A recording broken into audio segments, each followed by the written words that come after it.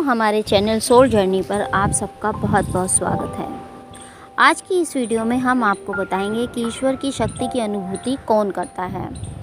दोस्तों, इससे पहले कि हम अपनी वीडियो में आगे बढ़ें, यदि आप हमारे चैनल पर नए हैं तो चैनल को सब्सक्राइब कर लें ताकि आगे आने वाली वीडियो सबसे पहले आपको प्राप्त हो सके। दोस्तों, ईश्वर की शक्ति की अनुभूति कौन करता है?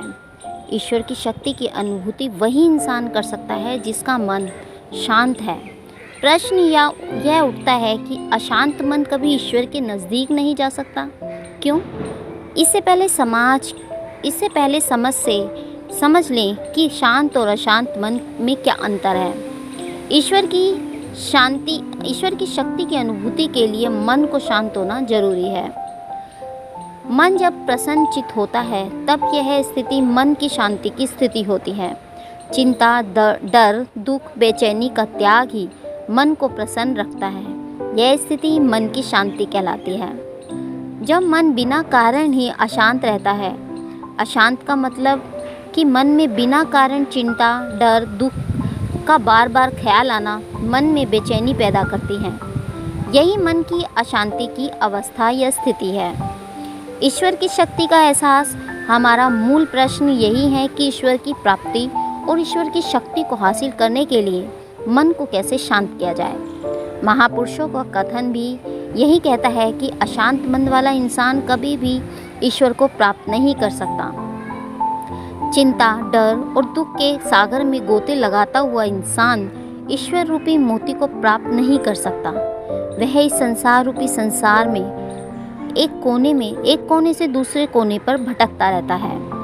अशांत मन का ज्ञान से क्या संबंध है? इसका संबंध सीधा यह है कि अगर मन अशांत होगा तो ज्ञान की जगह अज्ञानता ही हमारे मन मस्तिष्क में हावी हो रहती है। ईश्वर की प्राप्ति में अज्ञानता बाधक है, इसलिए अशांत मन से हम ईश्वर को प्राप्त नहीं कर सकते।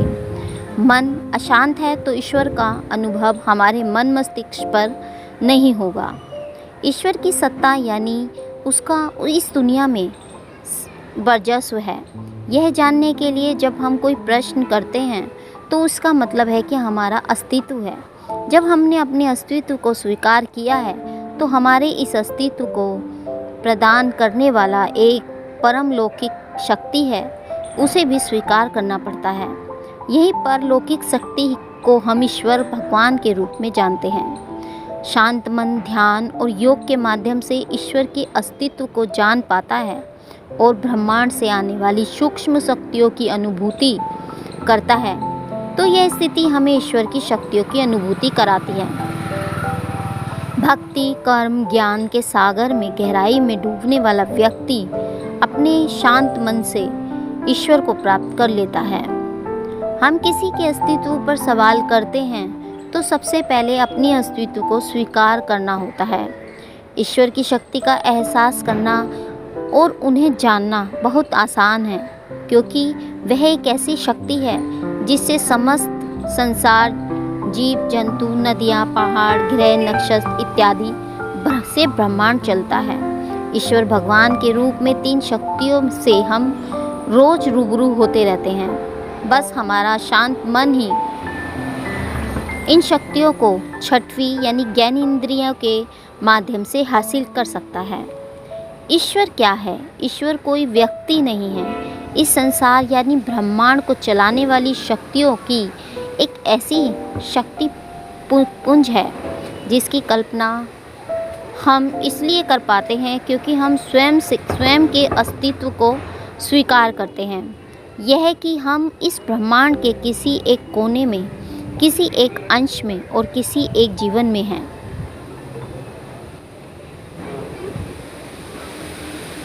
यदि ईश्वर की शक्ति को आप अब भी नहीं समझ पा रहे हैं तो एक काम कीजिए, आप सभी बातों को छोड़कर केवल एक बात अपने मन में पूछिए कि आप कौन हैं। इस बात का जवाब क्या आता है, इस पर गौर फरमाइए। यदि आपको फिर भी समझ में ना आ रहा है तो एक बात सोचिए, सब कुछ भूल जाइए और स्वयं से प्रश्न कीजिए कि आप कौन हैं। मैं के अस्तित्व को आप जब जान लेंगे तो मैं को बनाने वाले उस कारीगर को आप खोजना शुरू करेंगे। ये ब्रह्मांड की शक्ति ही ईश्वर है। अब आपकी शंका का समाधान हो गया। आप इस ईश्वर के प्रति समर्पित हो जाएंगे। एक प्रश्न यहाँ पर ये आता है जो मैं आपके सामने रखती हूँ। एक बार एक इंसान अपने मन में ये बात लेकर भगवान बुद्ध के पास गए और कहा कि मुझे ईश्वर के अस्तित्व पर विश्वास नहीं है। भगवान बुद्ध ने उस इंसान से कहा, सही कहा, तुम सही हो। वह इंसान यह सुनकर बहुत प्रसन्न हुआ और खुशी से झूमते हुए चला गया। फिर एक दूसरा इंसान उनके पास आया और उसने कहा कि भगवान हैं। फिर कहते हैं, ठीक है, तुम सही हो। अब एक तीसरा इंसान उनके पास आया और बड़े ही प्रार्थना भाव से बोला, कई लोग कहते हैं कि भगवान नहीं हैं।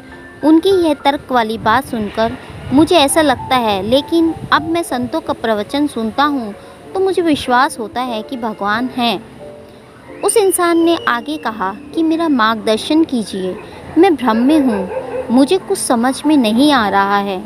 मैंने भगवान को अनुभव भी नहीं किया है, मैं समझ नहीं पा रहा हूँ। अब मैं दुविधा में हूँ कि भगवान है या नहीं।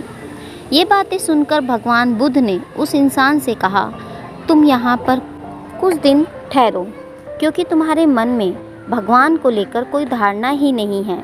हम दोनों एक साथ मिलकर खोजेंगे कि भगवान है कि नहीं।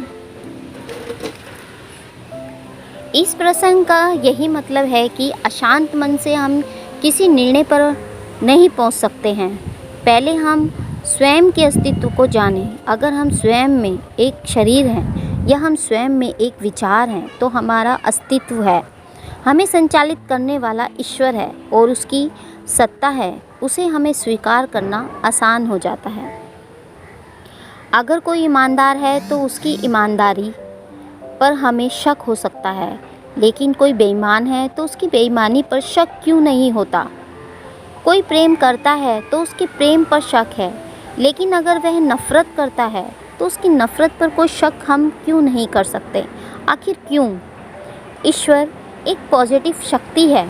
ईश्वर अजन्मा है, परम शक्ति है। समस्त ब्रह्मांड का संचालन ईश्वर की शक्ति से ही है। तो दोस्तों, यह था वीडियो कि ईश्वर की शक्ति का अनुभव कौन करता है। तो उम्मीद करते हैं आप समझ ही गए होंगे। यदि आपको हमारा वीडियो पसंद आया तो इसे लाइक शेयर करना ना भूलिएगा। मिलते हैं आपको नेक्स्ट वीडियो में एक रोमांचक वीडियो लेकर। तो तब तक के लिए नमस्कार दोस्तों।